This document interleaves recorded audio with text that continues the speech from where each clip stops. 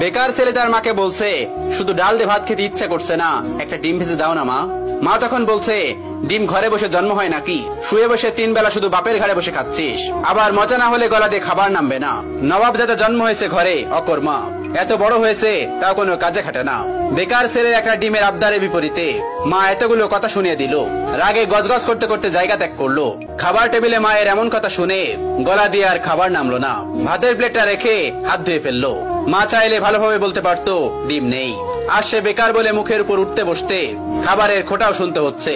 নিজেকে আজকাল একটা বোঝা মনে হচ্ছে। ভারী একটা দীর্ঘশ্বাস ছেড়ে রাতে না খেয়ে ঘুমিয়ে পড়লো ছেলেটা।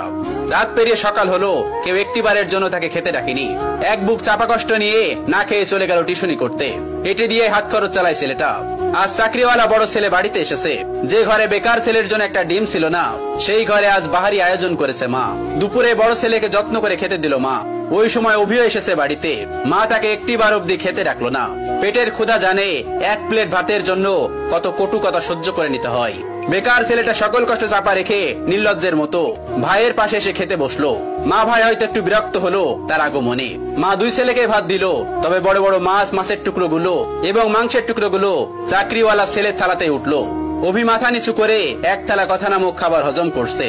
আর সেই ফাঁকে মা বড় ছেলের ভাতের নিচে বড় সড়ক একটা চিংড়ি গুজে দিল, যা চোখ এড়ালো না বেকার ছেলেটির। কে বলল বাবা মায়ের ভালোবাসা সব সন্তানের জন্য সমান হয়? এই যে মায়ের ভালোবাসায় কত ব্যবধান, এই কষ্টগুলো কাউকে বলা যায় না, আর সহ্যও করা যায় না। আজ তারও একটা চাকরি হলে মা তাকেও নিশ্চয়ই এভাবে এক্সট্রা খাতির যত্ন করত। কথায় কথায় মন্দ বলতো না।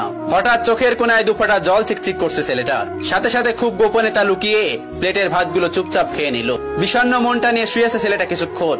এরই মধ্যে মুঠোফোনটা বেজে উঠলো। তার প্রিয় মানুষটি ফোন দিয়েছে। তার প্রিয় মানুষটির ফোনের নামটা দেখে অভির মুখে হাসি ফুটে উঠলো। রিসিভ করার সাথে সাথে তার প্রিয় মানুষটি ব্যস্ত কণ্ঠে বলল, অভি, তোমার সাথে বিকাল 4টায় আমি দেখা করতে চাচ্ছি। আমি নদীর পাড়ে অপেক্ষা করছি তোমার জন্য। তুমি তাড়াতাড়ি চলে এসো, জরুরি কথা আছে। অভির হাসি মুখটা চুপসে গেল এক নিমিষেই। পকেটটা একেবারে শূন্য। টিউশনির টাকা পেতে এখনো 10 দিনের মতো লাগবে। নিজের কাছে গাড়ি ভাড়াটাও নেই। তবুও মৃত্যু হেসে তার প্রিয় মানুষটাকে বলল, ঠিক আছে, আমি আসছি। অভি সাথে সাথে রেডি হয়ে নিল। ভয়ে ভয়ে বাবার রুমে গিয়ে ভীতু কণ্ঠে বলল, আব্বা।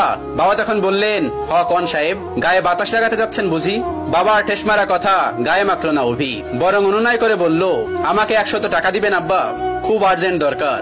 বাবা তখন বলল, টাকা তো আর গাছে ধরে না যে তোকে ছিঁড়ে ছিঁড়ে দিব। নিজে কামাই করতে পারিস না? মানুষের ছোট ছোট পোলাপানো কত টাকা কামাই, পুরো সংসার চালাই, আর এত বড় দামড়া হয়েও বাপের কাছে টাকা চাও? এই লজ্জা করে না তোর? তুই সারাদিন গায়ে বাতাস লাগায় বেড়াবি, আর প্রত্যেকদিন তোর আমি টাকা দিব? অনেক তো বসায় বসায় খাওয়াইছি, আর না। তুই আমার সোজা সাপটা কথা শোন, আমি তো এত পকেট খরচ দিতে পারবো না। এখন থেকে নিজে নিজে ইনকাম করে খা, আর তা না পারলে আমার ঘর থেকে বাইর হয়ে যা।